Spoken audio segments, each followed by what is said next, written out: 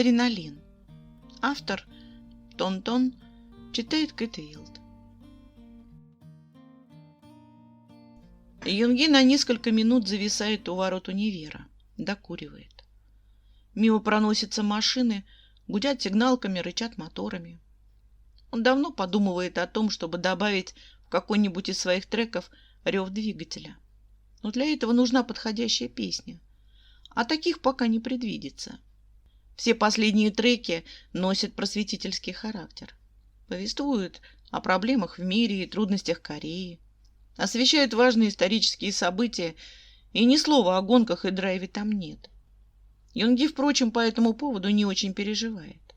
Он не любит гонки, не любит драйв. Для всего этого нужна жажда приключений, нехватка адреналина и бурлящая кровь.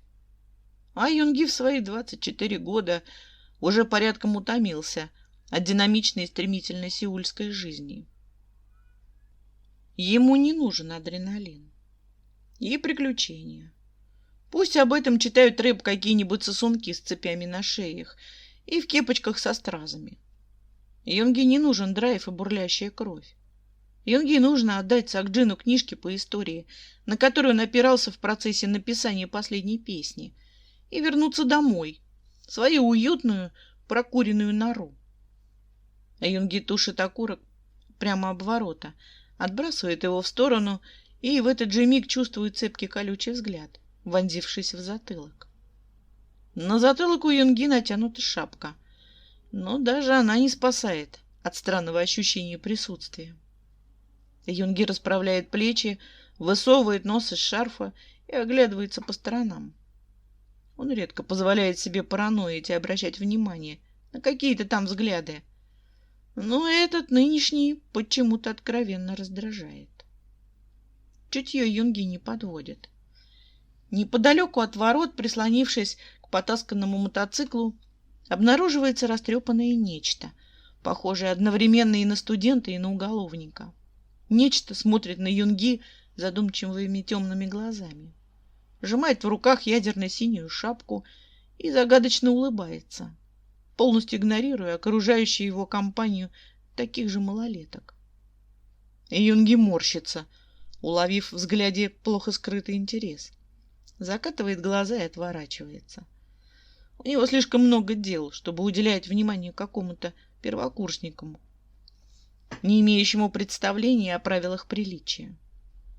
Юнги шагает вперед, пересекает школьный двор и, преодолев пару коридоров, находит Сакджина в его кабинете. Сакджин неразговорчивый, увлеченный пачкой распечаток, забирает книги, обещает позвонить, как освободиться, и возвращается к проверке работ.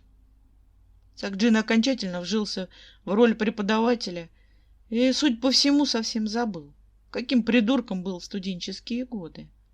Зато Юнги помнит. Он улыбается, бросая в пустоту счастливо, и возвращается к припаркованной у ворот школы машине и курит снова. Последнее время занимается этим слишком часто. «Учишься здесь?» — раздается справа. Юнги хмыкает и мотает головой. «Нет, в младшей школе к маме заходил». Парень, Юнги узнает в нем то самое нечто, пялившееся на него получасом ранее. Все так же бессовестно разглядывает его, хлопая длинными ресницами и поглаживая капот машины. Безобразие. «Руки убери», — требует Юнги. Парень, понимающе ухмыляется, неосознанно бросая взгляд на свой мотоцикл, и соглашается. Смешная шутка про младшую школу. Ты же мне явно Хён. Тогда закрывай рот, разворачивайся и иди делать уроки. Я сделал уже, наклоняет голову парень. Теперь хочу с тобой поболтать. Юнги морщится, снова не обнаружив в обращении принятого Хён, и выкидывает недокуренную сигарету прямо на асфальт. «Мальчик», — начинает он мягко, — «чего тебе надо?» Мальчик выглядит довольно внушительно, но все еще остается по меркам Юнги слишком мелким. И Юнги практически уверен, кто победит, случись драка. У него нет никаких поясов по борьбе, Он в целом ни разу не спортивный. Но детство, проведенное на улицах, решает. Мальчик проверять не торопится. Вместо каких-нибудь лишних движений он откидывает с лица длинную черную челку и внезапно смущенно улыбается. Ты красивый. Это повод до меня доебаться? Хмыкает Юнги, открывая дверь машины. Иди куда шел. Он забирается на водительское сиденье, пристегивается, заводит мотор и ни разу даже не скосив взгляд в сторону все еще стоящего снаружи парня. Вот прицепился. Юнги представляет чашку горячего крепкого кофе, ждущую его дома, и расслабляется. Из зеркала заднего вида на него смотрят собственные настороженные глаза, изящно подчеркнутые темными мешками. Красивый. Ага. Юнги стаскивает шапку, освобождая растрепанные, выбеленные намертво волосы, и выкручивает руль, выезжая с парковки. Парень еще какое-то время стоит на том же месте, продолжая абсолютно глупо улыбаться. А потом Юнги теряет его из виду. Ровно до своего дома. Когда он выходит из машины, заглушив мотор, когда послушно взвизгивает сигнализация, в спину прилетает восхищенная. «Ты здесь живешь?» Юнги осматривает собственный дом, купленный на честно накопленные деньги, решетку забора и прислонившегося к мотоциклу парня. Этот вид уже начинает раздражать. Юнги стягивает с шеи шарф, скидывает все в безразмерную сумку, болтающуюся на плече, и проходит мимо. Со студентами лучше вообще не общаться. Как только они открывают рот, их собственные, никому не нужные мнения обратно уже не затолкать. Парень заступает Юнги дорогу и сообщает. Чон Чонгук. Он Бин, отзывается Юнги. Ты преследуешь меня, что ли? Преследую, согласно кивает Чонгук. Нельзя? Юнги останавливается у ворот, перебирая ключи, и, не глядя на него, кивает. Запрещено законодательством. Прикольно, хмыкает Чонгук. Я ничего плохого не делаю. Просто доехал с тобой до твоего дома. Тут особо не поспоришь. Но Юнги все равно чувствует нестерпимое раздражение.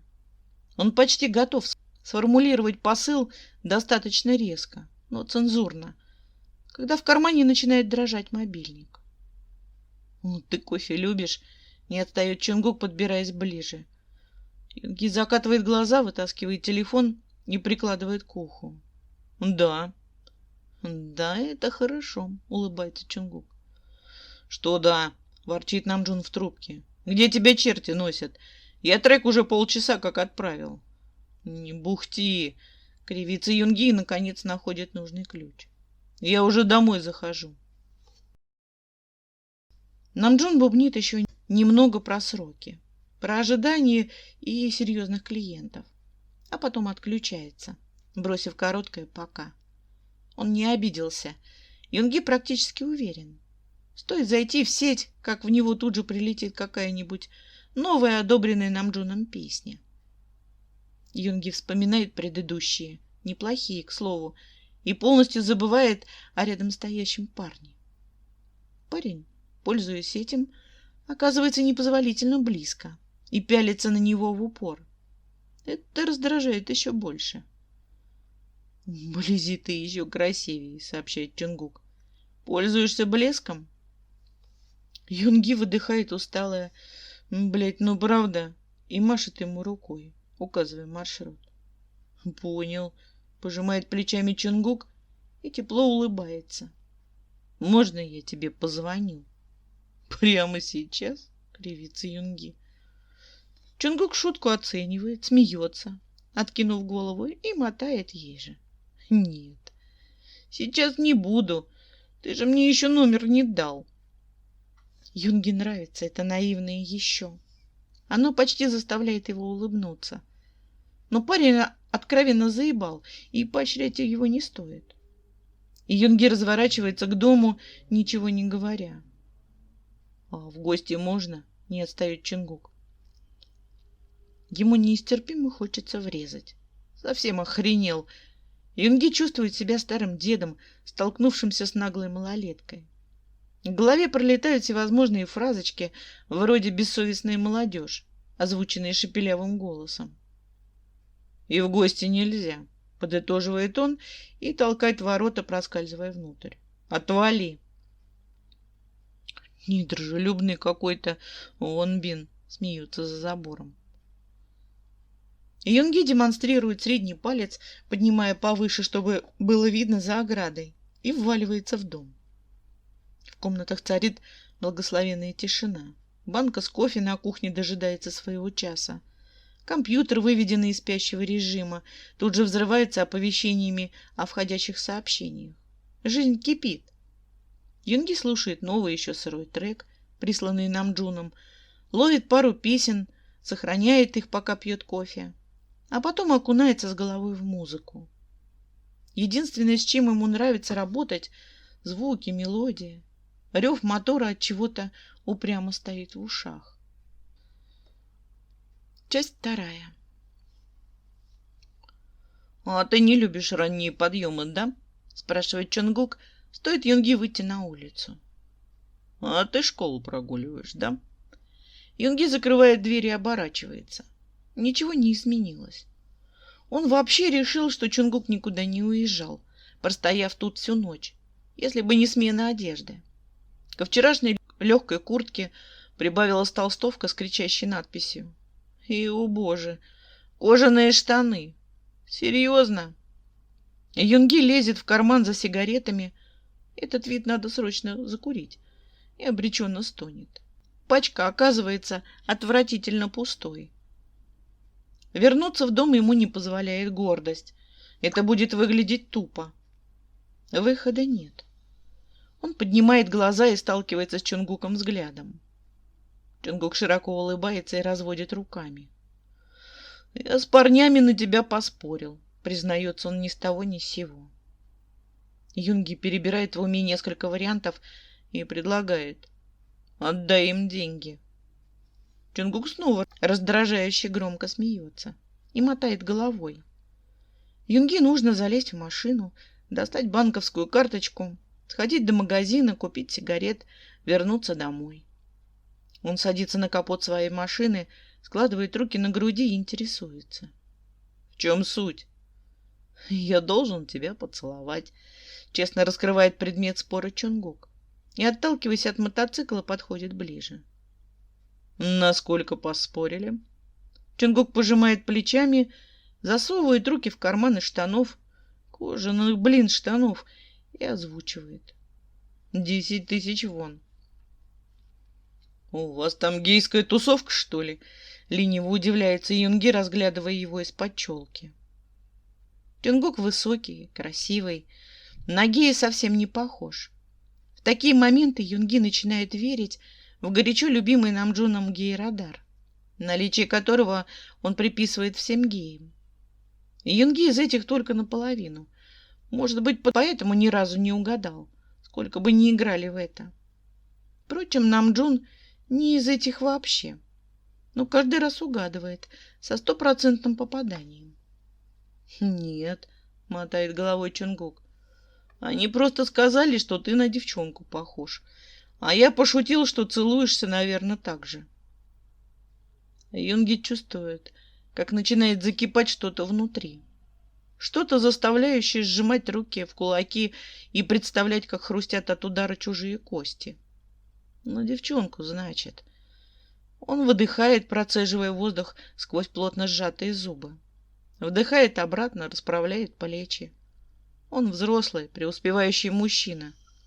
Он не бьет мелких, даже за дело. Даже если мелкие уже в универе учатся. Он выше всего этого дерьма. Мантра работает, но со скрипом. Юнги страшно хочется курить, а никотиновая ломка вообще стирает все понятия о дозволенном. Чтобы красная пелена гнева перед глазами рассеялась, приходится закрыть глаза и постоять так еще немного. «Целуюсь, да», — соглашается он, приведя нервы в относительный порядок. «Отдай пацанам деньги». Он отталкивается от капота, Открывает дверцу машины и залезает внутрь, раскрывая бардачок. А в бардачке пустота. Карточка вместе с кошельком, вероятно, спокойно отлеживается дома в сумке. И либо Юнги сегодня не покурит и сломает что-нибудь или кого-нибудь, либо придется все-таки вернуться.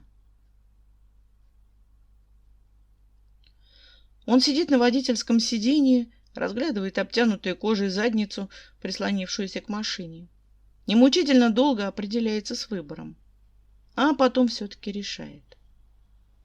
«Половина мне», — сходу назначает он цену, вылезая наружу. «Доставай телефон». Он отбирает у Чонгука мобильник, ухмыляется, обнаружив на заставке мотоцикл, и находит таки камеру. Чонгук заинтересованно наблюдает за ним, сложив руки на груди. Юнги жмет на кнопку, а когда таймер видеозаписи начинает отсчитывать время, направляет камеру на себя и, дернув Чонгука за волосы, впивается в его губы. «Рот открой!» — шипит он зло. «Все должно быть достоверно». Чонгук послушно размыкает губы, подается навстречу. Поцелуй перестает быть детсадовским, но остается нелепым и дурацким. Сколько бы парень ни строил из себя крутого, на деле он все же еще взорвавшийся молокосос. Чонгуковы ладони осторожно опускаются на бедра Юнги, расстояние сокращается до предела. А Юнги щелкает кнопкой на телефоне и отталкивает его, едва не завалив на капот. «Держи», — протягивает он ошалелому Чонгуку телефон. «Гони мои деньги». Он вытирает рот тыльной стороной ладони, пока Чонгук копается в карманах, мнет полученную наличку в руках и отступает еще дальше. Стоит Чонгуку протянуть к нему руки. «А видео зачем?» — сипло интересуется Чонгук, растеряв всю свою самоуверенность. Юнги пожимает плечами и предлагает: «В качестве доказательства твоим дружкам-геям». И поворачивается к нему спиной. Погода для декабря довольно теплая, и это прекрасно. Юнги не брал ни перчатки, ни шапку. Он топает вниз по улице, напевает их с Намджоном почти готовую песню и думает, что первокурсники нынче пошли совсем развязные. Губы все еще приятно горят, а перед глазами стоят обтягивающие задницу кожаные штаны. С недотрахом надо что-то делать. Чонгук догоняет его за перекрестком.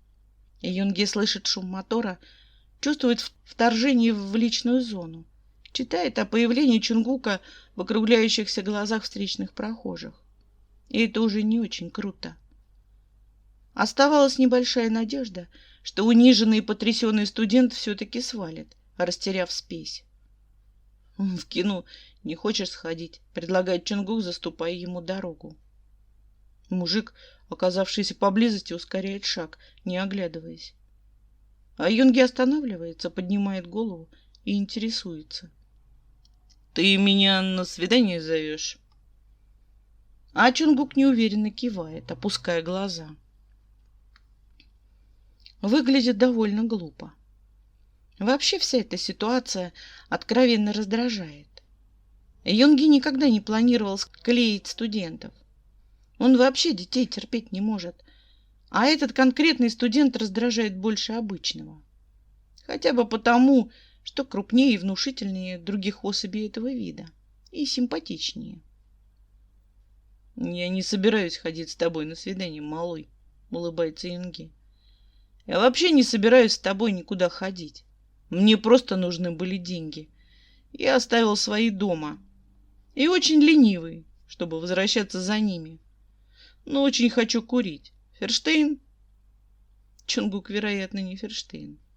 Чонгук улыбается натянуто, трет шею и кивает, очевидно, приняв какое-то решение. «Не собираешься никуда ходить, окей», — понимающе поводит он плечами. А потом широко улыбается, наклонив голову, и предлагает: «Тогда я сам вечером приду. Для этого ты не слишком ленивый. Ты любишь мороженое или выпивку?» «А я люблю, когда до меня не доебываются малолетки», — сладко улыбается Юнги. «А выпивку тебе вряд ли продадут. Он обходит Чонгука, хлопает его по плечу и топает дальше. В спину доносится сухая усмешка. На входе в магазин Юнги ловит себя на саркастичном «не придет», промелькнувшем в голове. И это его абсолютно не расстраивает.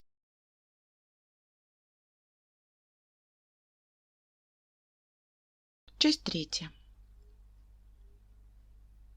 «Ко мне кто-то клеится из твоих студентов», — жалуется Юнги тем же вечером Сакджину.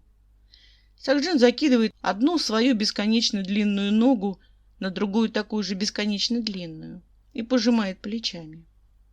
В универе хренова тьма студентов. С чего ты взял, что она учится у меня? Он, поправляет Юнги. Сакджин выдыхает удивленное «Оу» и салютует ему бутылкой. Вступил в гейский клуб. Юнги машет ему средним пальцем, отворачивается к компьютеру. Сакджин, как всегда, ни хрена не помог. В гейский клуб Юнги попадать не планирует. У него и без того куча дел. А Чонгук, трепло малолетнее, все еще не пришел. Не то чтобы Юнги ждет, да и осознавать собственную правоту приятно. Он ловит свое отражение в зеркале, морщится от увиденного. Красивый, ну надо же, шикарный комплимент. Намджун придет? Ненавязчиво интересуется Сакджин. Юнги многозначительно ухмыляется и кивает.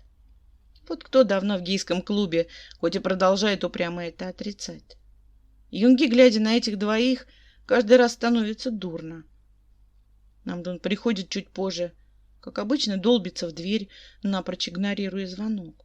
Едва не сносит вешалку, разуваясь. А когда отдает Юнги пакеты с выпивкой, мимоходом уточняет. «Ты один?» Чужие ботинки на полке кричат об обратном. И Юнги снова кривит рот в усмешке. Ну, конечно, традиционные игрища. Нет, с напускным безразличием мотает он головой. Сакджин здесь. Сакджин. Улыбается Намджун, как идиот. Намджун. Улыбается, как идиот Сакджин, едва завидев его на пороге, и кидается здороваться. Юнги почти ощущает рвотный позыв и, бросив беззвучное «педики», идет открывать дверь. В нее звонят. На Чонгуке все те же кожаные штаны, легкая ветровка поверх толстовки, и он все-таки приперся. «Я, кажется, просил тебя отвалить», — задумчиво тянет Юнги, загораживая собой вход. Чонгук просовывает холодные руки под его футболку, отчего у Юнги вздрагивает, хотя дико хочется заорать, и улыбается. «Ты сказала, что не любишь, когда до тебя доебываются малолетки. Я не малолетка, мне уже 19, и я принес пиво, которое мне, кстати, продали, и мороженое, раз уж ты не сказала о своих предпочтениях». Юнги стоит столбом, чувствуя, как холод с чужих ладоней расползается по бокам и дальше, во все стороны, стискивает зубы до скрипа и шипит. «Какого хрена ты делаешь, придурок?» Чонгук сжимает пальцы, передавая остатки холода, и поясняет. «Греюсь. Ты же не пускаешь меня в дом, а у меня руки замерзли. Хён». Юнги закрывает глаза, глубоко вдыхает, выдыхает, отпихивает его руки. На коже будто жгучий, покрытый инеем след остается. И отходит, уступая дорогу. Это инородное бестолковый Хён в конце предложения подвисает где-то в голове полупрозрачным облаком. Чонгук вешает куртку на крючок, достает из рюкзака свои покупки и протягивает ему, по-прежнему широко улыбаясь. «Мама знает, где ты шляешься по вечерам», — кривится Юнги, принимая подношение. «Знает», — кивает Чонгук, опускаясь на корточки и расшнуровывая ботинки. «Я сказал, что у девушки своей на ночь останусь». По коридору расползается густая угрожающая тишина. Юнги поднимает ногу в клетчатом тапке и пихает Чонгука в грудь с такой силой, что тот падает на задницу, морщась от боли. «Еще одна такая шуточка про девушку, и тебя найдут по частям в нескольких районах Сеула». На какую-то секунду в эмоциях Чонгука, четко проступающий на лице, вплетается страх. И тут же пропадает. Из комнаты раздается смущенное «Намджун». В ответ тут же доносится тупой до ужаса «Сакджин». Юнги чувствует себя очень неуютно в окружении идиотов. Часть 4. Сакджину Чонгука ничего не преподает, но часто видит его в коридорах. Это все немного упрощает, но не настолько, чтобы неловкость пропала совсем. Сакджин нервничает, уточняет у Юнги громким шепотом. Какого хрена здесь забыл мелкий? На что Юнги, если честно, нечего ответить. Он сам не знает, что здесь забыл мелкий. Мелкий зато по этому поводу вообще не парится. Он развалился на диване, как у себя дома. А когда Намджун сообщает, что сейчас они будут слушать их новый трек, и всем рекомендуется заткнуться и восторженно внимать, расслабляется окончательно, приготовившись слушать. Музыка вырывается из колонок, затапливает комнату целиком, бьется волнами в окна, перебирает шторы и волосы у Юнги на голове. Он вносил последние правки ночью, находясь в состоянии измененного сознания, благодаря кофе и тяжелым мыслям. А потому практически не помнит, что и где добавлял, а что убирал. Трек получается громким и захватывающим. Он как блокбастер, как обоюдоострый клинок, спарывает барабанные перепонки и глубоко заседает внутри черепной коробки. Чонгук пялится на Юнги, не отрываясь, и выдыхает восхищенно. «И это ты сделал?» «Это мы сделали», — поправляет его Намджун и косится на Сакджина. У Сакджина выражение лица непонятное. Щеки почему-то красные, а глаза блестят. Это значит, что получилось круто. Это значит, что Сакджину срочно нужно покурить и проветриться. Им обоим нужно. Намджун сопровождает Сакджина до коридора, а оттуда на улицу, оставляя Юнги одного. Хотя не настолько одного, насколько бы хотелось. Чонгук продолжает сверлить его взглядом, придвигается ближе и шепчет хрипло. «Ты такой крутой! Можно тебя потрогать?» «Не надо меня трогать!» — рычит Юнги. Но чужая ладонь уже скользит по его плечу к шее. Оттуда к уху, удобно ложится на затылок, зарываясь в короткие светлые волосы. Входная дверь хлопает, все звуки стихают. Юнги слышит только отголоски нового трека и сердцебиение Чонгука.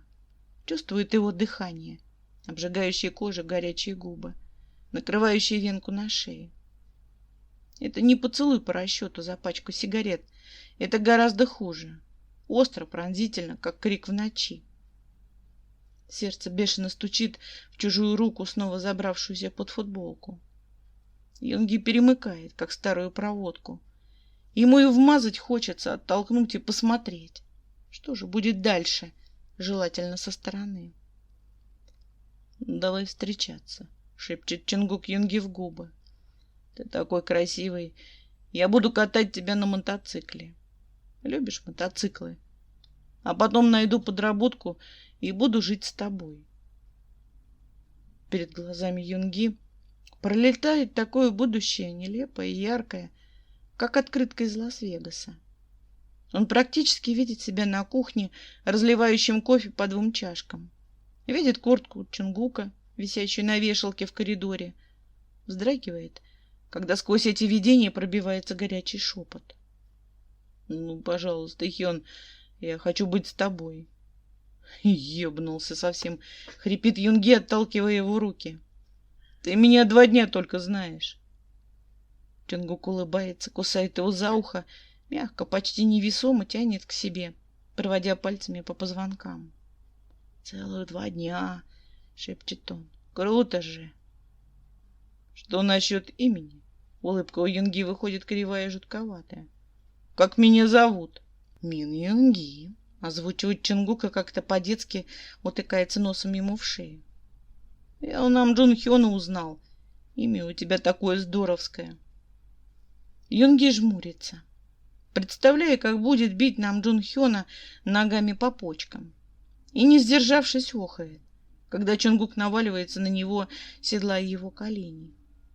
Юнги скидывает руки, но тут же оказывается скован и обездвижен. Маленький пиздюк блокирует все его движения. «Ну, пожалуйста», — просит он, прикусывая мочку уха Юнги. «Чего ты такой злой, Хён?» Юнги не злой. Он равномерно бешеный. И бесит его в основном это туловище, нависающее над ним. Юнги нужно всего лишь одно движение, чтобы скинуть его на пол и как следует отпинать. Ну, что-то мешает. То ли юношеская непосредственность, с которой Чонгук лезет к нему, то ли тяжесть чужого тела, прижимающаяся к дивану. Это заводит. «Я знаешь, чего подумал?» — воодушевленно начинает Намджун, заходя в комнату. «Надо добавить туда еще пианино. Клавишные вообще хорошо ложатся». Юнги разглядывает его, застывшего на пороге, через плечо Чонгука, и отстраненно размышляет о том, что клавишные — это круто, да. «Так, ну-ка слезь с меня», — требует Юнги, скидывая Чонгука с себя. «Хёнам надо обсудить клавишные. Пианино — замечательная идея». Улыбка у Чонгука совершенно дебильная. Такая же, как у Сакджина, возвышающегося за Намджуновой спиной. Обоим страшно хочется переебать. Желательно чем-нибудь тяжелым. Намджун встряхивает головой, словно отгоняя неприличные видения. Звенит пакетами, сгрудившимся у стола, и уточняет. «Мальчик будет пить?» «Мальчик будет уходить домой», — отзывается Юнги и многозначительно указывает Чонгуку взглядом на дверь. Чонгук протягивает руку и забирает у Намджуна бутылку. Мальчику уже 19, и он никуда не торопится. Он вообще у своей девушки на ночь остался. «Я, по-моему, тебе что-то про это уже говорил». Юнги даже не пытается изобразить на лице улыбку. Он готов убивать. И пить хочется страшно. Он отбирает у застывшего Чонгука бутылку, скрывает ее, щелкая крышкой, и делает несколько жадных глотков. В голову лезет всякая чертовщина. А Юнги думает, что он один из самых старших здесь вообще-то, что его мнение должно что-то значить, что малолетки ужасно бесят, что по кожаным штанам очень неприятно царапать ногтями, что мотоцикл у Чонгука так себе, но молчит. Пиво приторно-сладкое, как улыбка Сакджина.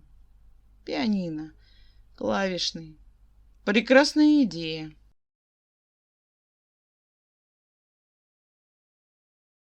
Часть 5. Чонгук ускоряется, кажется, до предела возможностей мотоцикла. Юнги вцепляется в него, обхватывает за талию, прижимается грудью к его спине и чуть не воет от страха и восторга. Ветер так и норовит сорвать с него шапку, натянутую чуть ли не на глаза. Шумит в ушах, свистит мимо и сквозь него. Юнги абсолютно уверен в том, что это добавит следующую песню рев мотора. Рокот ветра — это круто, очень. «Круто!» — перекрикивает шум мотора Чонгук. И Юнги признается. Круто, еле слышно. Так, чтобы разобрать было невозможно, но признаться все же очень хочется. Юнги сжимает пальцы на его животе, отчего Чонгук вздрагивает и напрягается. Юнги смеется глухо, хрипло, и также, смеясь, просыпается. «Хён!» — шепчет сонно Чонгук, пододвигаясь ближе. Юнги точно помнит, что укладывала его спать на кухне, на жестком матрасе. А значит, что-то пошло не так уже после того, как все улеглись. Чонгук горячий, от него буквально пахнет теплом и уютом. Юнги не может определиться, чего хочет больше — двинуть ему под дых или прижаться теснее. Он уже довольно давно не спал ни с кем на одной кровати. Намджун не считается. И ощущения весьма спорные. Юнги неудобно и ужасно комфортно. «Чего тебе снилось, Хён?» — шепчет Чонгук ему в плечо. «И я?» Мамочка и клубничное мороженое. Огрызается Юнги, отодвигаясь подальше вплотную к стене. Чуть не расплакался от умиления. Ага. И едва не постановал от удовольствия, улыбается Чонгук. Скажи честно, и я? Юнги переваливается через него, обнаруживая на часах 2:30 ночи. А за окном мрак и холод. Голые ступни ударяют о ледяной пол, пальцы поджимаются. Юнги хочется пить, курить и проснуться еще раз, где-нибудь под палящим калифорнийским солнцем. Но он обречен бодрствовать. Да еще в большом, но ставшем вдруг очень тесном сеульском доме. Он плетется на кухню, включает тусклую лампочку вместе с вытяжкой, протопав прямо по матрасу, расстеленному для Чонгука, и достает из ящика запасную пачку сигарет. Чонгук нужно несколько минут, чтобы проснуться окончательно и выползти следом за ним. «Дубак такой!» — почти обиженно сообщает он. «Намджон всегда спит с открытой форточкой», — рассеянно поясняет Юнги. «Надень тапки». Чонгук сонно хлопает глазами, треплет и без того спутанные волосы и неожиданно обнимает его со спины. «Ты такой милый, когда не вредничаешь». «Вредничаешь. Зашибись, милый». Юнги тяжело вздыхает, расцепляет его руки, сомкнувшиеся в замок у Юнги на животе, и садится на матрас, подгибая под себя ноги и извлекая из стола пепельницу. «Малой», — начинает он бесцветным голосом, — «послушай, ты какой-то совсем не замороченный. Ты вообще занимаешься чем-нибудь, помимо мотоцикла и прогулов учебы? У тебя с семьей все в порядке? Чего ты прицепился ко мне?» Чонгук пожимает плечами и забирается в холодильник чуть ли не с головой, шарясь по полкам. Юнги наблюдает его зад, обтянутый боксерами в черно-зеленую полоску, и снова тяжело вздыхает. В холодильнике что-то падает, потом шуршит, а потом Чонгук все-таки отвечает на вопрос. «Ты мне понравился. Разве этого мало? А насчет занятий? Я много чем занимаюсь. Я танцую, рисую, пою, катаюсь на скейте. Хожу в спортзал, когда есть свободное время. Учусь, кстати, неплохо, можешь через Сакджин Хёна выяснить. И прогуливаю совсем редко. А еще у меня замечательные родители». «Буддисты наверняка», — вздыхает Юнги. Чонгук смеется и вылезает из холодильника, выволакивая за собой упаковку мороженого. «Меня очень легко выдержать. Зря ты так. Я хороший», — улыбается Чонгук. «Со мной комфортно». Юнги стряхивает пепел и в открытую его разглядывает. «Хороший. С ним комфортно». Все эти слова, сказанные на кухне в 3 часа ночи, звучат совсем по-детски. Юнги скользит взглядом по его телу, пробует на вкус слово «комфортно». Слово прикольное, надо запомнить. Чонгук красивый, очень гармонично сложен. На какую-то секунду он смущается, уловив во взгляде Юнги желание, и поспешно захлопывает холодильник, устраняя дополнительный источник света. А потом шлепается на задницу напротив Юнги. Лампочка от вытяжки выхватывает из темноты его грудь, острые ключицы с разлегшимися на них тенями, вопросительный взгляд совсем черных глаз. Юнги он все еще раздражает, но и вызывает восхищение своей смелостью. В абсолютно чужом доме Чонгук продолжает добиваться цели, которую поставил. Юнги неприятно чувствовать себя целью, но это все равно немного льстит. «О том, что ты гей, твои родители знают?» — улыбается он почти мягко. Представляет дурацкое: «Мама, папа, это Юнги, он талантливый композитор и мой парень». И давится дымом вперемешку со смехом. Получилось бы забавно. Чонгук откусывает от мороженого большой кусок, заглатывает его почти не жуя, мотает головой. «А я и не гей. У меня девушки были». Вопросов становится немного больше. Юнги, понимающе хмыкает, отворачивается к окну. Какая жесть! Это же просто герой из какой-то дешевой манги. Где любовь с первого взгляда, тупые, все в порядке, если это ты, и нелепый, плохо прорисованный секс. Юнги, конечно, хочет секса, даже плохо прорисованного. Но сначала необходимо ответить на пару вопросов, хотя бы самому себе. Может быть, Чонгук просто начитался всего этого и решил попробовать? «Любишь мангу?» — осторожно уточняет Юнги.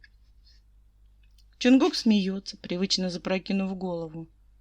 Юнги ловит себя на этом привычно, внутренне содрогается от его ванильности и отзывается. «Нет, не люблю. Мне нравятся ужастики и Железный человек». У Чонгука хитрый взгляд.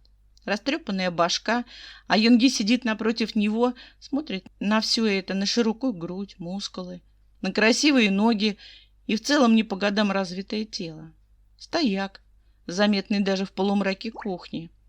И думает, что вот именно этого ему не хватает в жизни. Не возбужденного мелкого в одних трусах, а упрямства, с которой этот мелкий добивается желаемого. Он вцепился в Юнги в первый же день. Мать его, это было только вчера. И в итоге торчит на его кухне, даже не удосужившись одеться. Ну, правильно, все же свои. Юнги докуривает как раз тогда, когда последний кусок мороженого исчезает за ярко-красными губами. Он тушит сигарету, задвигает пепельницу обратно в стол и поднимается. Чонгук тянет его к себе. «Не бойся, Хён», — просит он севшим голосом. «Тебя не посадят, я уже взрослый». А Юнги от этого ужасно хочется ржать и выпрыгнуть в окно. Чонгук толкает его на матрас, но ни хрена, нет, нет. «Я не буду спать на полу», — шипит Юнги. «Там дует, я не собираюсь болеть». Чонгук вздрагивает, сгибается пополам и смеется, отодвигаясь. «Блин, ты такой зануда, я не могу». Юнги скептически приподнимает бровь, рассматривая его сотрясающиеся плечи. Закатывает глаза и обходит Чонгука, попутно выключая свет. «Спокойной ночи».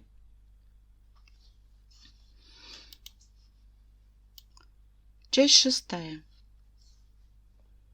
«Я столько всяких инструкций прочитал», — пишет Чонгук. «Теперь мы можем перейти на новый этап отношений».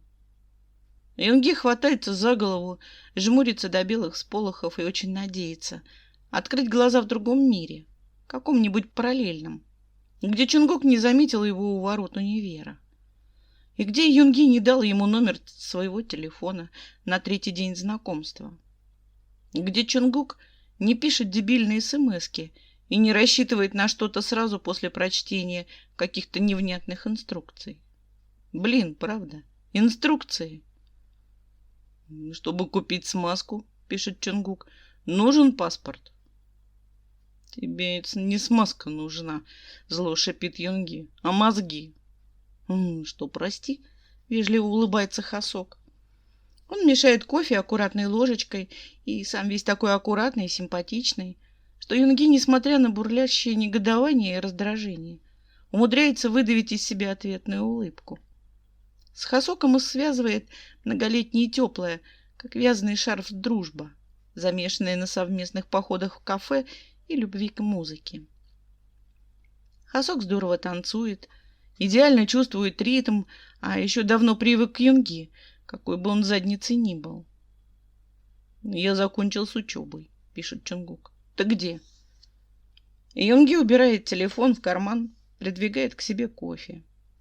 Они с Хасоком ждут Сакджина, заканчивающего лекции, и Юнги абсолютно не волнует, где и чем в данный момент занят Чонгук. И на улицу Юнги тоже смотрит просто так, никого особо не выискивая глазами. Он просто любит наблюдать за прохожими. Они дают ему новые идеи для музыки совершенно безвозмездно. Юнги пользуется ими точно так же, как пользуется всем, что попадает ему в руки. «У меня соревнования через неделю, — говорит Хасок, — напишешь мне чего-нибудь крутое». Юнги находит взглядом Чонгуков мотоцикл на парковке и рассеянно кивает. «Придешь посмотреть?» — тихо спрашивает Хасок. Юнги обнаруживает в шумной пестрой толпе знакомую синюю шапку и кивает снова. Напишет. Придет. Он ни на кого не пялится. Там разновозрастные группы, продолжает одностороннюю беседу Хасок. И совсем уж динозавры, есть малышня. Я их всех сделаю. Эта Хасокова уверенность в себе нравится Юнги больше всего. Конечно, соглашается он. Как нефиг делать. Чонгук треплется у мотоцикла с каким-то крашеным рыжим парнем. Размахивает руками, смеется, а когда он засовывает руку в карман толстой дутой куртки и мрачнеет, глядя на экран телефона. Юнги не может сдержать довольной усмешки. «О!» — восклицает Хасок. «Сакджин!» Юнги кажется, что он сидит в кинотеатре. Не хватает только попкорна. Сакджин действительно появляющийся в поле зрения, сразу же замечает Чонгука и приветственно кивает ему. Немое кино. Юнги, затаив дыхание, наблюдает, как они приближаются друг к другу, как пожимают руки и, перебросившись парой слов, синхронно поворачивают голову в сторону кафе, за стеклом которого прячутся Юнги с Хасоком. Впрочем, Хасока не думает прятаться. Он широко улыбается, машет рукой, едва не опрокинув кофе. Сакджин поднимает руку в ответ и направляется к ним, вместе с Чонгуком.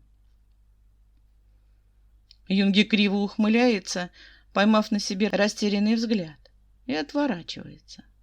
Хотел же спокойно посидеть. «Привет!» — улыбается через несколько секунд Чонгук, возвышаясь над ним. «Мог бы ответить на сообщение». «Мог бы», — не спорит Юнги. Чонгук, понимающе хмыкает и расстегивает куртку, под которой вместо привычной футболки оказывается белая, хорошо отглаженная рубашка и черный галстук. И это немного неожиданно. Ладно, это очень неожиданно. У нас сегодня было собрание оргкомитета, поясняет Чонгук, заметив удивление в глазах Юнги. Попросили поприличнее одеться. Юнги залипает на пуговицах его рубашки, на едва заметных лямках майки, поддетой под нее, и честно старается подобрать хотя бы одно цензурное слово для ответа. Если у него раньше не было фетиша на официальный стиль одежды, то теперь внезапно появился. Чон Хасок. Нарушает Хасок неловкую паузу, пока Юнги приходит в себя. Протягивает Чонгуку руку, поворачивается почему-то к Сакджину. «Это тот самый сталкер?» «Ага, он». Легко соглашается Сакджин, растрепавший все на свете, и присаживается на единственный свободный стул. «И еще кого-то ждем?» «Намджуна не будет», — злорадно ухмыляется Юнги. Трепливый Сакджин тут же сдувается, теряет к беседе интерес, правда, ненадолго. Дверь кафе жалобно тренькает, как будто кто-то попытался открыть ее не в ту сторону. И Намджун со второй попытки все-таки проникает внутрь. Опоздал, пардон. Мимоходом извиняется он, застывает, заметив Сакджина. Сакджин. Намджун. Расплывается Сакджин в дебильной улыбке. Хасок рассеянно чешет переносицу и уточняют. Мне кажется, или каждый раз, когда эти двое встречаются, их словарный запас сокращается до одного слова. Юнги закатывает глаза и вздрагивает. На колено опускается горячая ладонь. Чонгук наклоняется совсем близко и шепчет, почти касаясь губами его уха. «Ты прочитал мои смски?» «Я добавил тебя в черный список». Таким же жарким шепотом отвечает Юнги и хлопает его по колену. «А если продолжишь, подам на тебя в суд за домогательство». Чонгук разочарованно вздыхает и заказывает себе молочный коктейль. И не кажется больше привлекательным и горячим, даже после того, как ослабляет галстук и расстегивает пару пуговиц сверху. Блин, молочный коктейль. Через неделю Юнги кажется, что он случайно оступился и свалился в бурлящий водоворот. Чонгука любят все. Это как вирус, моментально захвативший всех его друзей. От него фанатеет Хасок, обретший родственную душу и обсуждающий без остановки танцы и музыку. От него тащится Намджун, в обычное время очень суровый и крутой рэпер. По нему сходит с ума Сакджин. Сакджин вообще часто сходит с ума, поэтому в данном случае происходящее совсем не удивительно. В Чонгука без памяти влюбляется Чимин, который встречается с ним на тренировке, организованной Хасоком. Юнги сидит на лавочке, будто примерная мамаша, и наблюдает, как красиво и гармонично их трио движется, собираясь в сложную, но завораживающую фигуру. Хасок твердо решил победить на грядущих соревнованиях, занимается до потери пульса, но откуда-то все-таки находит время, чтобы поработать с малышней. Юнги косится на рыжего парня, которого притащил на тренировку Чонгук, и закрывает лицо руками. Он-то что здесь забыл? Не рыжий парень, а он, Юнги. Его позвал Хасок, просил оценить репетицию, окей. Но репетиция уже давно закончилась и превратилась в какое-то непотребство. Так зачем Юнги здесь? Тэхён, представляется рыжий парень и добавляет запоздалое. Ким Тэхён. Охренеть теперь. Вместо приветствия выдыхает Юнги и интересуется. Вам уроков-то много задали на завтра, Ким Тэхён? Тэхён смотрит на него восторженной улыбкой, а Юнги кажется, что он попал в идеальный мир, где порхают бабочки и круглосуточно светит солнце. Единственное серое невнятное существо в этом мире — он сам, невнятное и однородное, еще не утратившее способность думать. «Если тебя интересуют уроки Чонгука, — улыбается Тэхён, — то понятия не имею. Я на другом курсе, на год старше».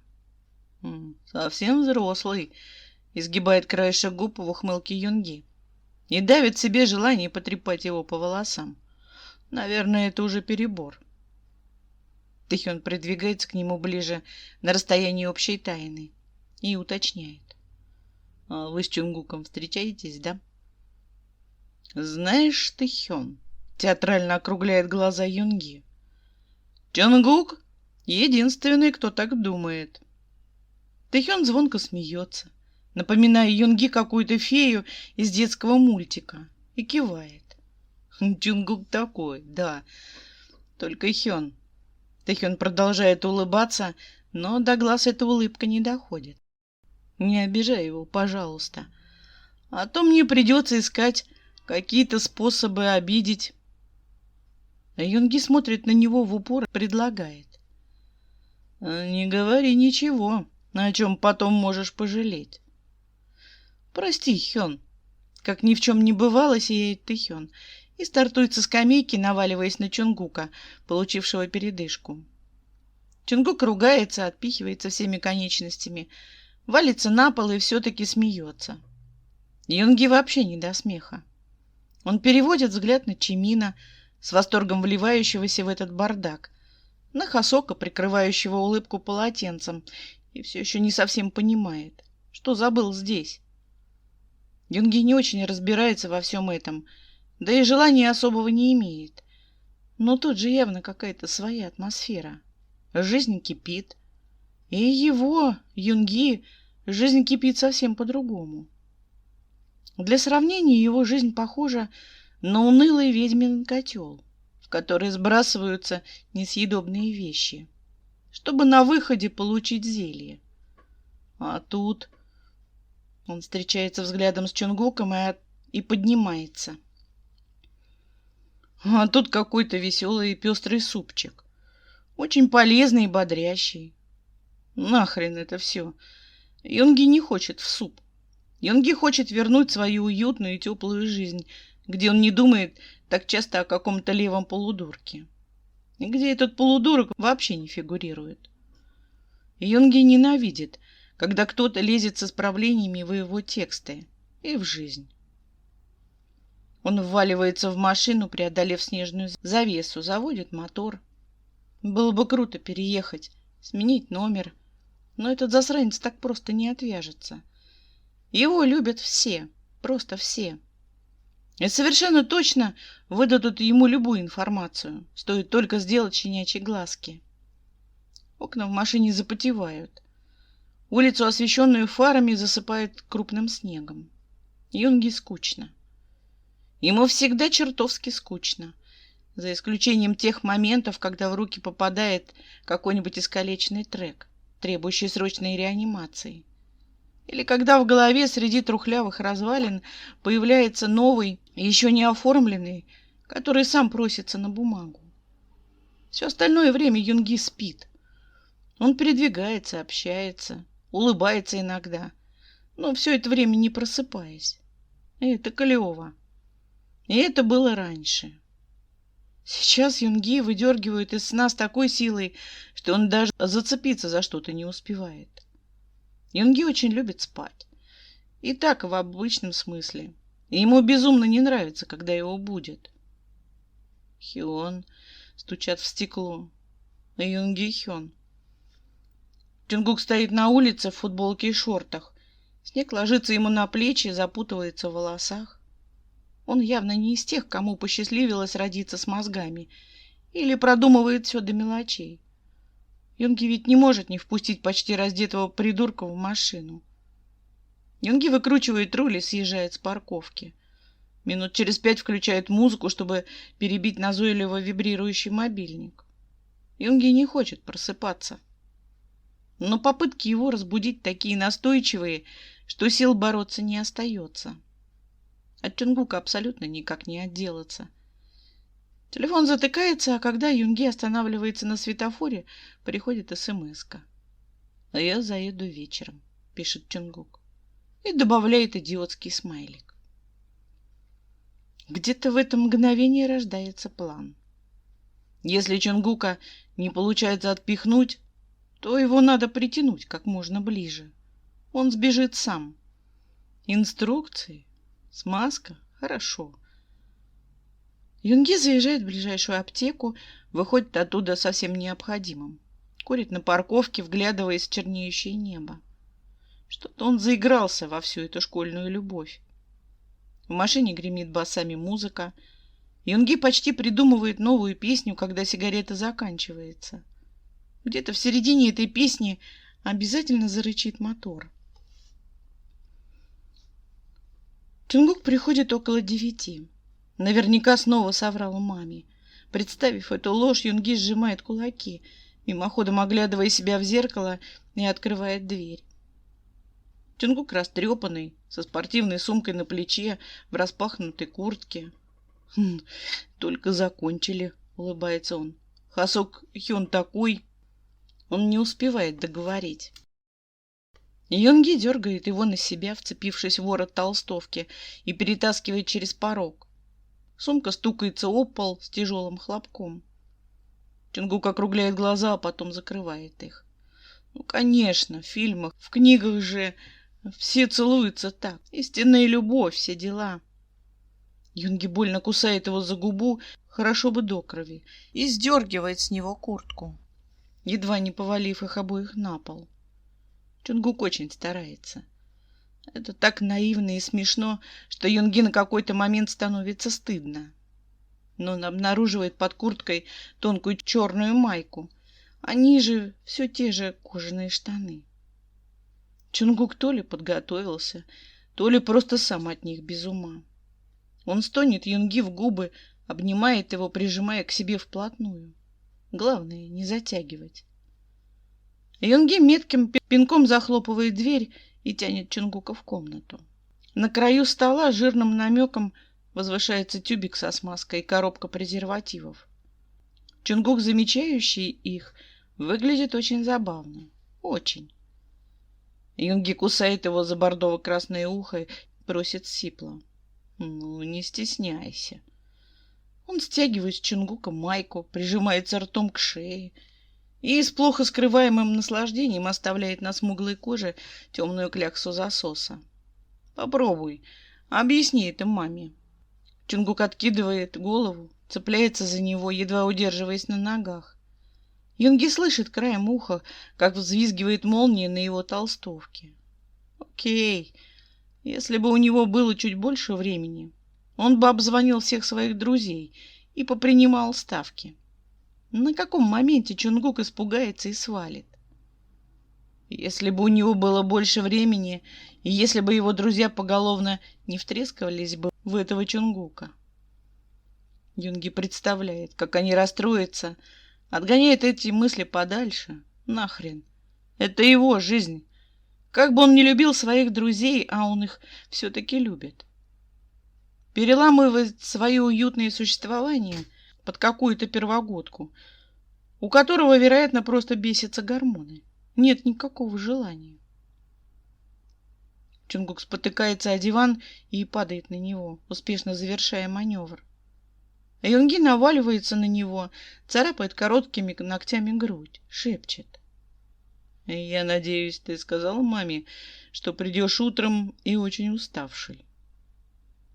И почти кричать готов от восторга, когда замечает тень сомнения, промелькнувшую на смущенном Чунгуковом лице. «А ты что думал? О чем бы ты думал вообще, мать твою?» Юнги смотрит в это лицо и с удивлением обнаруживает в себе не только восторг. Нахлынувшая вдруг злость несколько остужает радость от победы. Откуда злость? Чунгук тянет его к себе, наклоняет ниже, нажимая на затылок. И Юнги-то почему-то уже сам готов отпихнуть его и сдать назад. Нахрен все это. — А ты предупредил нам Джон Хёна, — шепчет Чунгук, — что завтра навстречу не придешь. Распустившийся где-то внутри Юнги парашют вины трещит стропами и прогибается, сворачиваясь. Никакой вины, только чистая злость. Он сжимает пальцы на кромке чунгуковых штанов, проходится до молнии и дергает ее вниз. — Конечно, предупредил, — хмыкает он. — Давай быстрее, не могу больше ждать. Чунгук приподнимает бедра, помогая освободить себя от остатков одежды. Наблюдает с горячим интересом за Юнги, опускающим шорты, и вздрагивает, когда прохладная ладонь, щедро политая смазкой, неаккуратно проходится по ягодице. Юнги ловит выражение его лица, очередной отголосок паники. Но это уже не важно. Уже некуда бежать. Он притягивает Чунгука ближе, скользит языком по его груди, прикусывает влажную кожу на плече и поднимается выше, упираясь губами в его висок.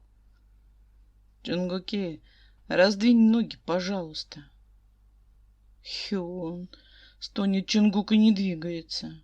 — Не так, — улыбается Юнги. Он хотел всего лишь припугнуть, но сам уже возбудился до предела. Чунгук под ним, растерянный и распахнутый настежь, больше не выглядит крутым самцом, которого успешно изображал все время их знакомства. Выглядит довольно жалко. У него огромные глаза, искривленный в неуверенной улыбке рот. И сейчас он совсем не похож на взрослого.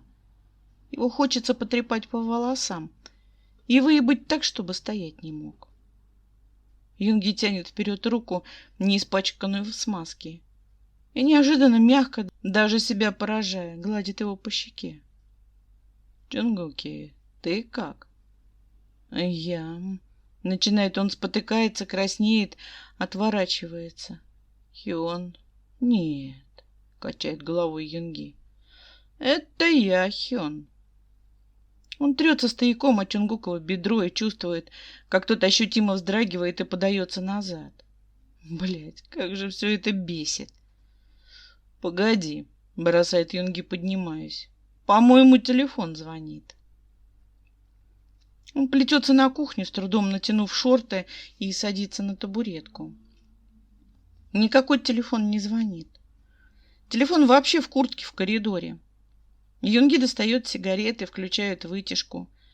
Через 5 минут, а то и меньше, Хлопает входная дверь. «Ну вот», — бормочет Юнги, — «доломал». Он говорит сам с собой. Никого в квартире больше нет. А поэтому натянуто улыбаться и презрительно смеяться бессмысленно. Когда он все-таки выходит с кухни и нашаривает мобильник в кармане пальто, в нем только одно сообщение. Мама позвонила, сказала срочно прийти. «Прости, Хён». Юнги хрипло смеется. Возвращается в комнату и тщательно заметает следы их сегодняшней, прости господи, встречи. Он убирает стол, тюбик с маски, презервативы, расправляет плед на диване и ползет в ванную. Нужно же как-то возместить убытки от неслучившегося секса. Если Чонгук здорово умеет доебываться, то демонстрировать свое отсутствие у него получается еще круче. Юнги замечает это буквально через 2 дня, когда вздрагивает от почудившегося стука в дверь. Естественно, на крыльце никого нет. И это «нет» какое-то очень уж назойливое. Без Чонгука гораздо лучше. Никто не заваливает Юнги тупыми сообщениями, не звонит в дверь, не ждет за воротами. Никто не пытается всучить Юнги то, что ему не нужно. Никакого нелепого обожания или чего-нибудь из той же серии. Без Чонгука живется замечательно. Юнги чувствует себя излечившимся, как будто простуда, терзавшая его несколько недель, наконец отступила, оставив после себя редкие приступы кашля. Приступы — это Намджун, например. Намджун, который будто мимоходом интересуется. Чего с Чонгуком? И будто бы равнодушно пожимает плечами. Давно не видел. Не видел где, хмыкает Юнги. Он далеко не глупый и прекрасно понимает, что Чонгука нет только рядом с ним. Что с Намджуном, с Акджином и всеми остальными он продолжает общаться, как бы там ни было. Намджун явно спрашивает не просто так. И это не просто так очень бесит. «Зачем ты так с ребенком?» — качает головой Намджун. Бесит. Бесит. Чертовски бесит. Юнги не нравится этот вопрос. Юнги вообще не любит вопросы, на которые не может ответить моментально. Вопросы, над которыми он сам раздумывает подолгу, даже не сразу это замечая. Юнги не любит такие вопросы, и Намджуна, кажется, тоже уже не любит. Намджун откровенно бесит. То есть то, что он ребенок, тебя не смущает, улыбается Юнги. И в этой его улыбке немного «иди-ка ты в жопу, Намджун», и немного, блядь, как я устал. Вперемешку. Он откидывается на спинку кресла, стряхивает пепел, облепивший кончик сигареты, и смотрит в потолок. На Намджуна смотреть не хочется. Слишком вид у него осуждающий, как и у Сакджина. «Я его в универе часто встречаю», — говорит Сакджин. «Хреново выглядит». Юнги пожимает плечами и закрывает глаза. Вместо жалости или презрения он испытывает только абсолютное ничего и немного жжется в груди. Но это, скорее всего, остаточное явление. Болезнь редко проходит полностью. «Бедненький», — хмыкает он. «Мы кофе выпить собрались или обсуждать малолеток?»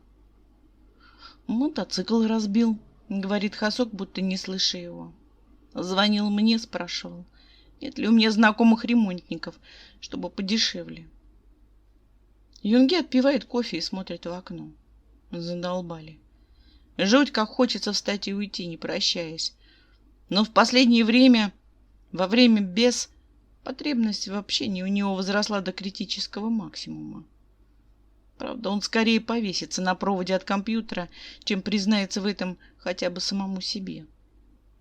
Юнги бродит по дому, подолгу сидит без движения, уставившись в монитор.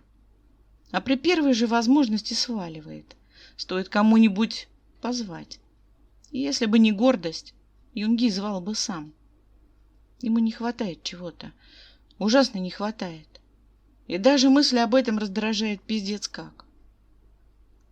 Мы нашли ремонтников, да, только не оплатили пока, кивает Тэхён. Слава богу, он сам не поранился почти. Юнги переводит на него взгляд и изо всех сил пытается просверлить этим самым взглядом дырку в дурацкой рыжей башке. Но получается только спровоцировать Тэхёна на очередную квадратную улыбку. «Не очень понял», — тянет Юнги. «Какого хрена вот он забыл в нашей тусовке?» Сакджин ощутимо пинает Юнги под столом. И он единственный, кому нечего опасаться после таких действий. Юнги, конечно, та еще жопа, но старших уважает. Пока что. Он передвигает ноги подальше, хотя это вряд ли убережет его от следующего пинка. Длинноногий Сакджин, наверное, при желании может перекрыть своими ходулями половину кафе. Тэхён смаргивает, обдумывая вопрос, и снова сияет, как долбанное солнце. «Потому что вы мне все очень нравитесь». Юнги вспоминает его, придется искать способы, и думает, что Тэхён, наверное, тоже не такой простой, как кажется. Есть в нем что-то жутковатое, то ли в этой его непредсказуемости, то ли в постоянном позитиве, которым он якобы наполнен по самую макушку. Юнги ему не очень верит. Впрочем, Юнги и себе-то не очень верит теперь. Жалко его, вздыхает Чимин и, прикусывая трубочку от молочного коктейля, поясняет. Чонгука. Грустный он какой-то. 5 голов медленно, будто в фильме ужасов, поворачиваются к Юнги. Он представляет, как переворачивает стул, опрокидывая все стаканы и тарелки, а потом уходит, громко хлопнув дверью. Представляет очень ярко, в деталях, но остается сидеть на месте. «Слушайте», — бормочет он, потирая переносицу, — «у вас тут фан-клуб, что ли?» «Нет, Хён», — нежно улыбается Тэхён, — «мы просто волнуемся».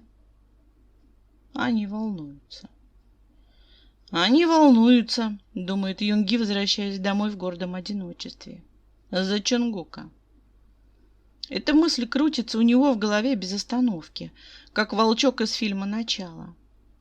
Юнги зациклен на этой мысли, втянут в бесконечное перемалывание одного и того же.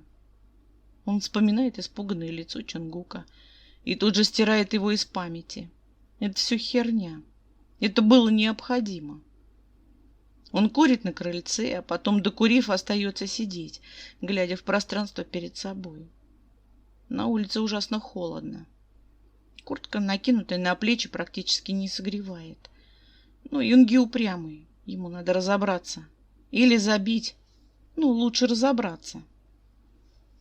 Он возвращается в комнату и роется в сохраненных файлах на компьютере. Вчера он записал звук мотора. Сегодня он его обработал, завтра... Мотоцикл разбил. Завтра он начнет писать новую песню. У него есть наметки, есть примерный план, набросок в голове, готовый собраться в цельную композицию, по первому требованию. Сам не поранился почти. Юнги хочет написать песню о разнице в возрасте, о тупых студентах, о том, что надо получать знания, пока есть возможность, а не гоняться за фальшивыми ценностями. Он хочет рассказать миру, всем, кто захочет слушать, о том, что нельзя просто добиваться желаемого. Нужно сначала точно понять, нужно ли оно тебе. Он хочет написать цепляющий текст, чтобы все поняли. Он открывает документ, пальцы зависают над клавиатурой, а потом выбивают дробное. Мне жаль. Это хреновое начало для песни, в которой есть рев мотора. Юнги достает мобильник и находит нужный номер. «Привет, Хён», — радостно отвечает Тэхён после 2 гудков. «Тебе скучно? Хочешь, я приеду?» «В задницу иди», — сходу расставляет все по местам Юнги и, немного помолчав, послушав дурацкий Тэхёнов смех, требует. «Дай мне номер тех чуваков, которые мотоцикл ремонтируют». «Мотоцикл?» — переспрашивает Тэхён. И Юнги сжимает телефон чуть сильнее, чем необходимо. Он слышит, как трещит в пальцах пластмасса, стискивает зубы и заставляет себя выдохнуть. Мелкий засранец. Явно же понял, о чем речь. «Тэхён», — угрожающе рычит он. И тут же получает номер. Тэхён еще какое-то время вещает что-то в трубку, непонятно чему радуется. А когда Юнги прощается, желает ему скорейшего выздоровления. А Юнги не болеет. Это либо грамотный подъеб, либо что-то такое, глубокомысленное, приправленное инопланетной логикой. Юнги вообще-то все равно. Он желает Тэхёну того же, кладет трубку и тут же перезванивает. «Скажешь кому? Убью». По эфиру рассыпается знакомый звонкий смех. Юнги почти чувствует его. Становится неуютно. Во второй раз уже не прощается. Несмотря на поздний вечер, трубку берут почти сразу. Юнги долго общается, выспрашивает детали, записывает номер счета. А потом садится в машину и едет к ближайшему банкомату. И честно старается себя ни о чем не спрашивать. Чонгук просто очень любит этот мотоцикл. Это понятно по взглядам, по некоторым жестам. Если бы Юнги разбил свою машину, он бы очень переживал. Ему по большому счету плевать на чьи-то там мотоциклы, но по-другому извиняться он не умеет. Песня получается звонкая, легкая, как искренний смех, яркая и запоминающаяся, как широкая улыбка. Намджун смотрит на него, как на неизлечимо больного. Похоже, все, кроме Юнги, знают, что он чем-то болен. Намджун потрясенно тянет Сакджин, и Юнги нетерпеливо машет руками. Да-да, я помню. Сакджин, Намджун, Сакджин, Намджун. Давайте сразу к делу, как песня. Намджун упрямо повторяет Сакджин и заканчивает. Можно я его ударю? Действуй. Одобряет Намджун, но оба остаются сидеть на местах. Юнги ставит песню на повтор, делает погромче. Она грызет что-то внутри него каждой нотой. Юнги уверен, если бы ее можно было взять в руки, то она ощущалась бы под пальцами как кожаные штаны. Он тяжело вздыхает и открывает новую пачку сигарет. Какой-то пиздец. Припев рычит на него мотором, взвизгивает тормозами. Он вообще перестает понимать, что делает. Он спрашивает себя мысленно каждый раз, что происходит, что я делаю, но ответить не может. «Что мы тут делаем?» – осторожно уточняет Хасок. Но на это у Юнги хотя бы есть ответ. «Мы пьем кофе». «Почему именно тут?» – не отстает Хасок. «Ждем Сакджина». Это похоже на игру в детском саду. Когда воспитатель, мягко улыбаясь, спрашивает у ребенка, что он видит на картинке. Улыбка у воспитателя такая, будто он разговаривает с умственно отсталым. Такая, как у Хасока. Сакджин же сказал, что сразу к тебе поедет. Хасок иногда задает слишком много вопросов, слишком много улыбается, слишком много умничает. И когда он уходит в туалет, Юнги с облегчением выдыхает. Наверное, не стоило сюда приходить. Он наблюдает в окно за студентами, рекой, вытекающими из ворот, и зачем-то пытается вспомнить свои университетские годы. А потом выцепляет взглядом в толпе синюю шапку и внезапно оказывается на улице. «Я вышел покурить», — сообщает он сам себе и идет вперед, как завороженный. Ему нужно покурить, встретить Сакджина, у которого на самом деле занятие заканчивается только через час. Ему нужно. Шапка все та же, ярко-синяя, дурацкая, но принадлежит не Чонгуку. Парень оборачивается, непонимающе таращится на него и торопится уйти, услышав сердитое: «Чего уставился? Обознался я». Юнги не только обознался. Юнги, походу, поехал крышей. Он стоит посреди тротуара, прохожие обтекают его, как вода, булыжник, плюхнувшийся в самый центр бурного потока. Юнги чувствует себя камнем. особенно когда сзади раздается неуверенное. Хён. Юнги закрывает глаза ровно на секунду. Это не помогает вернуть мозги, но хоть немного успокаивает. Чунгук выглядит как-то не так. На нем простые темные джинсы, толстовка с надписью «Школа рушит мою жизнь» на английском. И шапка не синяя, а черная. Ничем не примечательная. Он похож на обычного студента, уставшего, задолбанного жизнью, и росчерк царапины на щеке только усиливает впечатление. Юнги практически стыдно за свое появление. Он же все наладил, все сделал правильно. Зачем тогда? — Что со щекой? — хрипло спрашивает он, чтобы хоть что-нибудь сказать. — С мотоцикла упал, признается Чунгук, и шарит взглядом по асфальту. В нем нет совершенно ничего. От того доставучего мелкого придурка, не дающего Юнги прохода. Наверное, тот придурок выветрился и исчез в день, когда Юнги его напугал. Забавно. — Ты не знал, да? — осторожно спрашивает Чунгук. — Что я упал? — Не интересовался, — мотает головой Юнги. В принципе, не врет. На него вываливали информацию, ни разу не спросив, хочет ли он ее получить. Впихивали в голову, не давая шанса увернуться. Нет, он не интересовался. Чунгук грустно улыбается и кивает. Ну да. А потом поясняет. Просто кто-то ремонт оплатил, я думал, вдруг ты. Я похож на миллионера, кривится Юнги. И немного бесит сам себя. Такой с ним впервые. Чунгук поднимает голову, разглядывает его из-под отросшей челки. У него такой пристальный и пронзительный взгляд, что Юнги в какой-то момент начинает подозревать. Тэхён все-таки проболтался. Но Чунгук смаргивает, трясет головой и улыбается. Ты все такой же красивый. Юнги мысленно хлопает себя по лбу, согласно кивает и разводит руками. Мол, такой уж уродился. Чунгук смеется хрипло, тянет к нему руку, но на полпути одергивает. — Я пойду, Хён, — кивает он. — Позвоню тебе как-нибудь. Юнги взмахивает рукой, прощаясь, и возвращается в кафе, не оборачиваясь. Хасок наблюдает за ним через стекло и качает головой.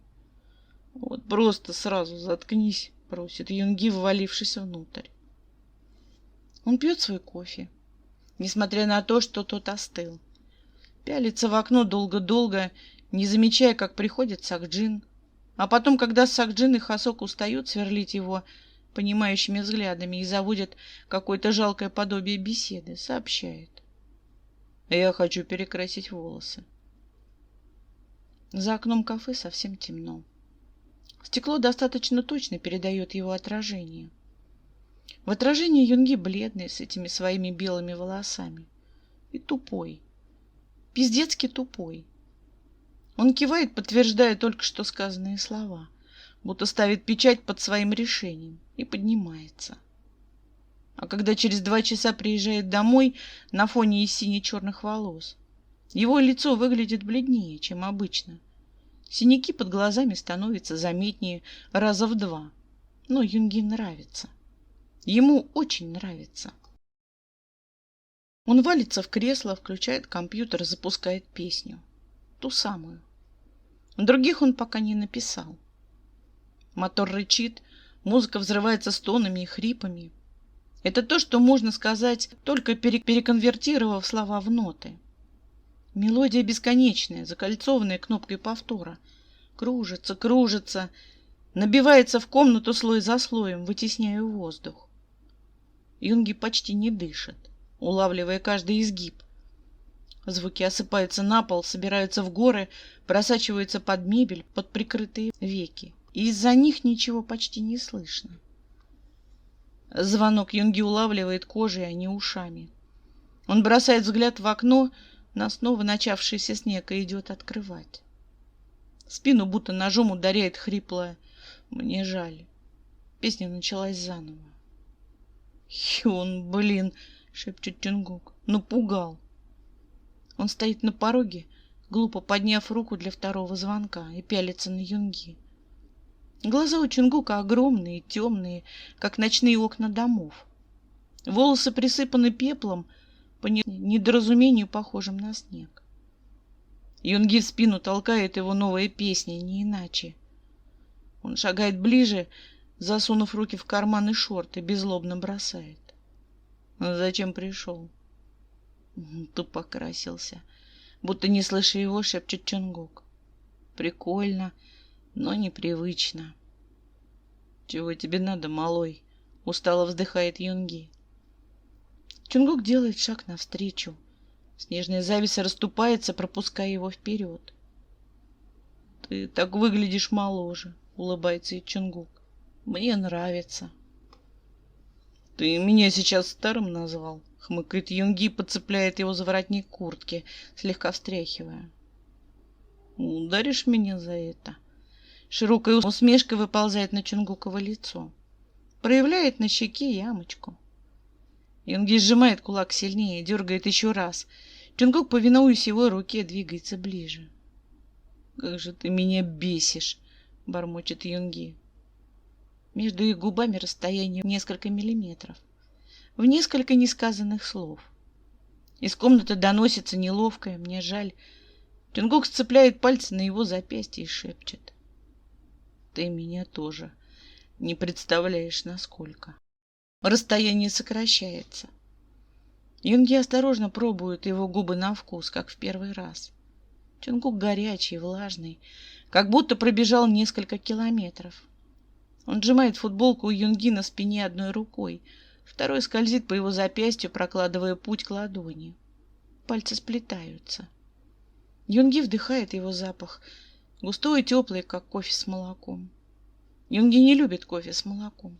Кофе должен быть крепким и горьким, но готов немного потерпеть. Чунгук на вкус, как отринутые принципы, как песня, которую Юнги еще не написал, но обязательно исправит это упущение. Он затаскивает Чунгука в дом, толкает к стене и слышит громко и емко. «Хён!» Он уже слышал это однажды. С такой же интонацией, с теми же нотками отчаяния, и повторения как-то не хочется. Если Чунгук испугается и сейчас, все будет очень плохо. Потому что в этот раз Юнги не хочет останавливаться. И пугать его тоже не хочет. «Хён!» — зовет Чунгук. Юнги отодвигается на считанные сантиметры, углядывается в его лицо и ждет чего угодно, вплоть до очередного признания, но слышит. «Ты зачем у универа сегодня был? Меня искал?» Если бы он улыбнулся, если бы в глазах промелькнуло что-то хитрое и наглое, Юнги бы съязвил, пошутил бы как-нибудь тупо и зло. Но Чунгук совершенно серьезен. Смотрит на него в упор, прожигает этим своим взглядом, ждет какой-то правды. Чего-нибудь поискреннее, чем кривые ухмылки. «Допустим», — осторожно кивает Юнги и щурится недовольно. «Не надо было?»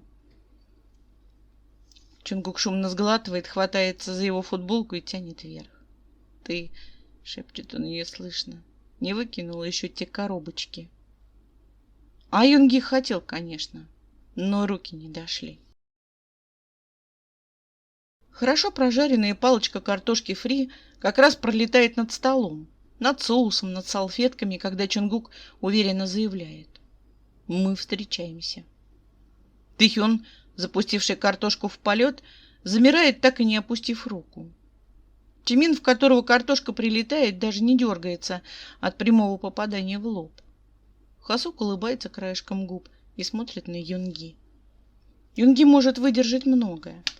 Даже тупость малолеток, не имеющих никакого уважения к еде. Но вот этого он выдержать не может. «Чего вылупился?» — ворчит он, отводя глаза. «Не видишь? Парень бредит».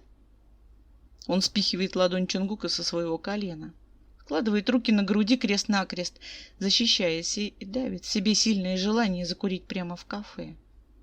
Хасук кивает, будто бы все понял. Ну, конечно, и толкает Тэхёна в плечо. «Ну, чего застыл? Ешь давай!» Когда Тэхён открывает рот, чтобы возразить или согласиться, или чтобы сказать очередную несусветную глупость, дверь кафе вздрагивает, будто кто-то пытается открыть ее не в ту сторону, а потом все-таки распахивается. Намджун какой-то подозрительно довольный вваливается внутрь и втягивает за собой Сакджина. Он рушится на стул, едва ли не опрокинув ближайшую тарелку, ждет, пока Сакджин займет свое привычное место и широко улыбается. Сначала Сакджину, потом всей честной компании, а потом выдыхает радостно. Мы встречаемся. Тэхён запихивает в рот столько картошки, сколько может, задумчиво пережевывает ее, глядя в окно, а потом поворачивается к Чунгуку. Ты с ним, что ли, встречаешься? Хасок ударяется локтем об стол, когда пытается спрятать лицо в ладонях, чтобы не ржать в голос. Чунгук морщится, толкает Тэхёна в бок и морщится еще раз. Конечно, с ним. Блин, все не знали, как вам сказать. Намджун! Трясет под зависшего Намджуна за плечо Сакджин. Сакджин! Отзывается вместо Намджуна Чимин. Давайте все, это же так весело. Намджун с радостью подхватывает дебильную идею Тэхён и широко улыбается. Мы с Сакджином встречаемся. Пробует еще раз донести новость до друзей Намджун. Сакджин! Ржет Тэхён. Юнги закатывает глаза и машет официантке. Мне еще кофе, просит он и указывает на всех сидящих за столом поочередно. А этим яду.